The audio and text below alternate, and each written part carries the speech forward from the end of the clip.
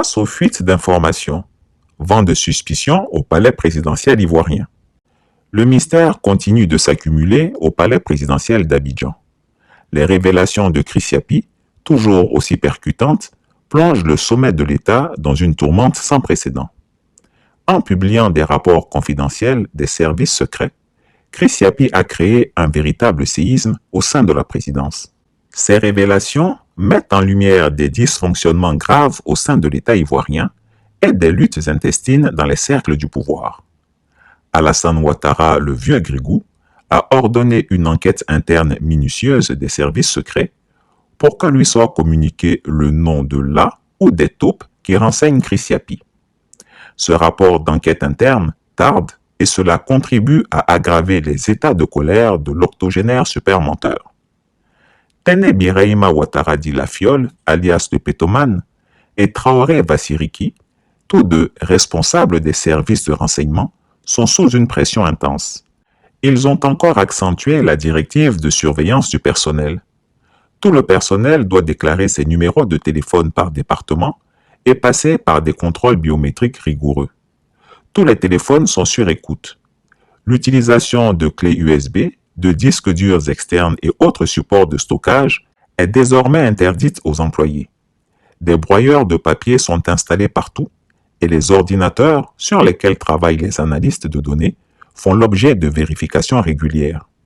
De plus, tous les bureaux sont munis de caméras pour détecter ceux qui ramassent les bouts de papier ou photographient les informations qui apparaissent sur les écrans d'ordinateur. Certains cadres, épuisés par la pression constante et la paranoïa ambiante, ont choisi de démissionner ou de demander des affectations à des tâches moins sensibles. Le personnel de proximité est aussi minutieusement scanné à l'approche du bureau présidentiel et seule une poignée de militaires a accès à la résidence présidentielle. Désormais, les maîtres mots sont secret et isolement. Les missions et déplacements du couple présidentiel sont de plus en plus confidentiels. Seule une poignée de fidèles est mise dans le secret plusieurs jours à l'avance et seule une infime catégorie de personnel muni de badges spéciaux peut déambuler dans le périmètre du bureau du chef de l'État au palais présidentiel. La suspicion généralisée agit sur la santé mentale de tous. Les responsables et le personnel vivent dans un climat d'anxiété permanent en raison de cette paranoïa accrue. Le climat de suspicion s'épaissit et l'atmosphère au palais présidentiel s'alourdit. Et tout cela agit sur la santé du vieux grigou, car il ne sait plus à qui se fier. Sa nervosité s'accroît et ses accès de colère sont de plus en plus fréquents. Son épouse ne sait plus que faire et se réjouit chaque fois qu'il doit aller en France pour des soins.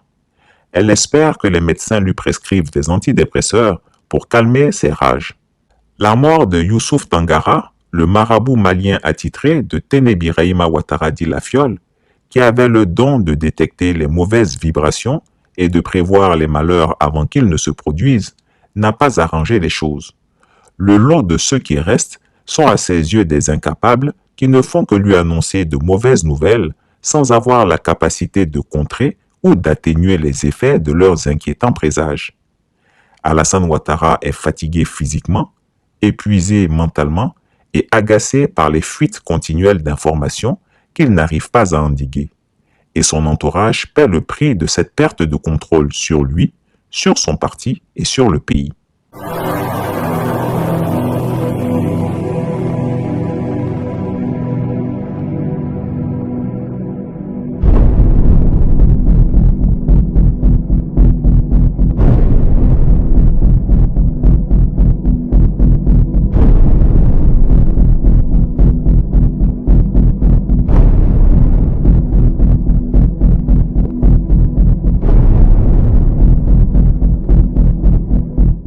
Chris Yapi ne ment pas. Retrouvez Chris Yapi sur ses deux chaînes YouTube, sa chaîne Dailymotion, Instagram et VK.